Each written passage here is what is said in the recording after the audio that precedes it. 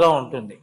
సీతమ్మ రాముడు అనబడేటటువంటి హారంలోని అటు ఇటు ఉన్న పేటల్ని కలిపేటటువంటి ఆ నాయకం పూస, ఆ మణి హనుమ.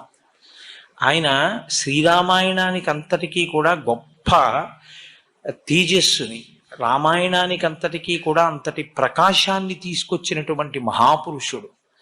అసలు స్వామి హనుమ పేరు చెప్తే చాలు, బుద్ధిర్యశో బలం ధైర్యం నిర్భయత్వం అరోగత అజాడ్యం వాక్పటుత్వం చ హనుమత్ స్మరణాత్ లభేత్.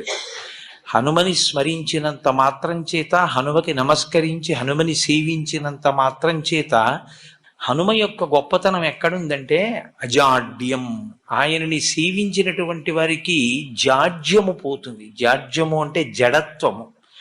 జడత్వము అన్న మాటకు అర్థం ఏమిటంటే స్పందన శక్తిని కోల్పోవడం.